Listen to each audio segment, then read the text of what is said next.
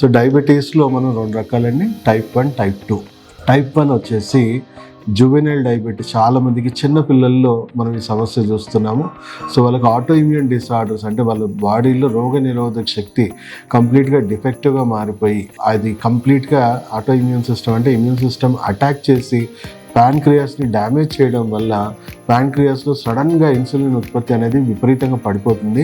So దానివల్ల వాళ్ళకి insulin production అనేది లేకపోవడం వల్ల కంప్లీట్గా ఇన్సులిన్ మీద డిపెండ్ అవ్వాల్సిన పరిస్థితి, జీవితాంతం ఇన్సులిన్ వాళ్ళు బయట నుంచి అవుట్ సోర్సింగ్ తీసుకోవాల్సిన పరిస్థితి. సో అలాగే టైప్ 2 డయాబెటీస్ వచ్చేసి మనం ఒక 30 ఇయర్స్కి, 40 ఇయర్స్కి, 50 ఇయర్స్కి మన జీవన శైలి, మన ఆహారపు అలవాట్లు మారిపోవడం వల్ల, మన బాడీలో గ్లూకోజ్ మెటబాలిజం ఇంపైర్మెంట్ అవడం వల్ల మనకి, అంటే మనం తినే ఆహార పదార్థాల్లో అతిగా గ్లూకోజ్ లెవెల్స్, మన కార్బోహైడ్రేట్స్లో కానీ, షుగర్స్ కానీ, రకరకాలుగా మన బాడీలో చక్కెర శాతం ఎక్కువైపోయి మెల్లిమెల్లిగా మన బాడీలో ఇన్సులిన్ రెసిస్టెన్స్ క్రియేట్ అయ్యి ఫ్యాటీ లివర్ లాంటి కండిషన్స్ డెవలప్ అయ్యి కొంతవరకు ప్యాన్క్రియాస్ కూడా డ్యామేజ్ అయ్యి ఇన్సులిన్ ప్రొడక్షన్ తగ్గిపోవడం వల్ల మనం బ్రేక్ డౌన్ చేసుకోవడానికి ఇన్సులిన్ ట్యాబ్లెట్స్ ద్వారా తీసుకొని మెల్లిమెల్లిగా మనము జీవితాంతం మందులు వాడాల్సిన పరిస్థితి. సో ఫస్ట్ ఆఫ్ ఆల్ నేను చెప్పినట్టు ఇది జీవనశైలి వ్యాధే, ఇదేమీ వైరస్ బ్యాక్టీరియాతోని వచ్చిన సమస్య కాదు. సో టైప్ 1 వచ్చిన వాళ్ళకి పరిష్కారం ఏంటి? వాళ్ళ జీవితాంతం పాపం ఇన్సులిన్ తీసుకుంటారా? ఇన్సులిన్ ఎక్కడి నుంచి తయారవుతున్నాయి? ట్యాబ్లెట్స్ ఇన్సులిన్, పంది ప్యాన్క్రియాస్లో తయారైన ఇన్సులిన్ని మనం ట్యాబ్లెట్ రూపంలో తీసుకొని అవుట్సోర్స్ చేసుకొని ఈరోజు ఈ పూట గడపడానికి మన ఆరోగ్యాన్ని మనం జస్ట్ మెయింటైన్ చేయడానికి అది హెల్ప్ అవుతుంది. ఓకే, అది అవసరం, నిత్య అవసరమే.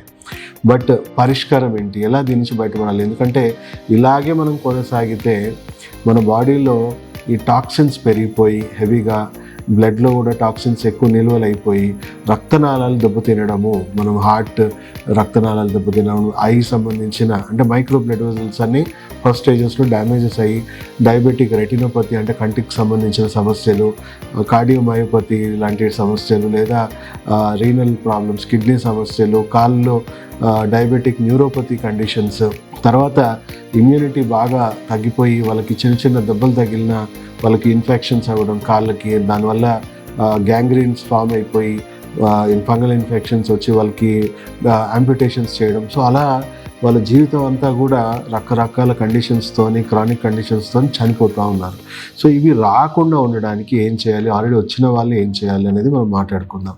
సో రాకుండా ఉండడానికి ఆబ్వియస్లీ జీవనశైలిని మనం సరి చేసుకోవాలి, దాని గురించి మనం విస్తృతంగా మాట్లాడుకుందాం. సో మనం ఆహారం తినే పదార్థాలు ఏవైతే ఉన్నాయో వచ్చిన వాళ్ళకి గ్లైసెమిక్ ఇండెక్స్ చూసుకొని తినాలి. గ్లైసెమిక్ ఇండెక్స్ అంటే ఇప్పుడు చూడండి, మనం షుగర్ అంటే డయాబెటీస్ వచ్చిన వాళ్ళకి స్వీట్స్ తినకూడదు అని మనం చెప్తాం.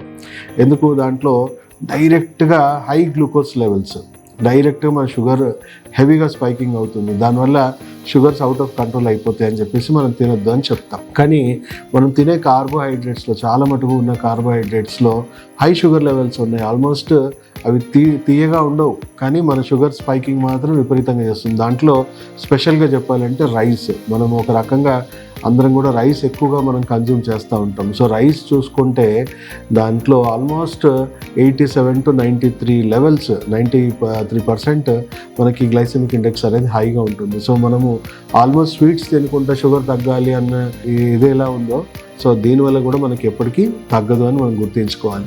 సో గ్లైసెమిక్ ఇండెక్స్లో మనం చూసుకుంటే 55 బిలో ఉన్న ఆహార పదార్థాలన్నీ లో గ్లైసెమిక్ ఇండెక్స్ అంటాము. 55 to 70లో ఉన్నాయని మీడియం గ్లైసెమిక్ ఇండెక్స్, 70 to 100 ఉన్నాయని high glycemic. So high glycemic index foods list మీరు ఏం తింటున్నారో అవి గూగుల్లో కొట్టండి, ఇది దీని గ్లైసెమిక్ ఇండెక్స్ ఎంత అని మీకు తెలిసిపోతుంది.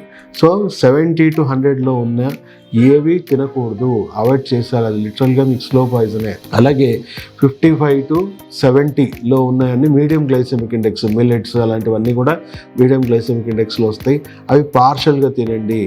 తర్వాత 55 బిలో ఉన్నాయి మీకు చాలా మంచివి, లో గ్లైసెమిక్ ఇండెక్స్, మీకు షుగర్ లెవెల్స్ పెరగమన్నా పెరగవు. సో అలాంటి ఆహార పదార్థాల్లో మనం చూసుకుంటే రైస్లోనే వైట్ రైసే ఇప్పుడు మనం ఒక రకంగా హ్యాబిచువేటెడ్ ఉన్న వాళ్ళకి నేను రైస్ తింటేనే నాకు తిన్నట్టు ఉంటుంది, లేదా తినలేను అనే వాళ్ళకి మీకు తెలంగాణ సోనా రైస్ అనే ఒక వెరైటీ ఉందండి.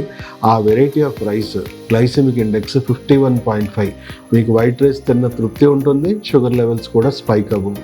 అలాగే ఇంకా బెస్ట్ ఆప్షన్స్ ఏంటంటే బ్లాక్ రైస్, దాని గ్లైసెమిక్ ఇండెక్స్ 42 ఉంటుంది, 41, 42 లోపే ఉంటుంది, షుగర్ పెరగదు, హైయెస్ట్ యాంటీ ఆక్సిడెంట్స్ ఉంటాయి దానివల్ల మీకు చాలా రకాలుగా ఆరోగ్యానికి మేలు కూడా జరుగుతుంది. అంటే కార్డియోవాస్కులర్ సిస్టమ్ ఆరోగ్యంగా ఉంటుంది, క్యాన్సర్ కూడా రాకుండా నిరోధించడానికి కూడా అది హెల్ప్ అవుతుంది. సో అలాంటి ఆ మోడిఫికేషన్స్ మా దగ్గరకు వచ్చిన పేషెంట్స్కి డైట్ మోడిఫికేషన్స్ సజెస్ట్ చేయడం వల్ల వాళ్ళకి మెల్లిమెల్లిగా టాబ్లెట్స్ అవసరం అనేది తగ్గుతుంది. ఎందుకంటే ఎందుకు పెంచాలి, ఎందుకు తగ్గించాలి.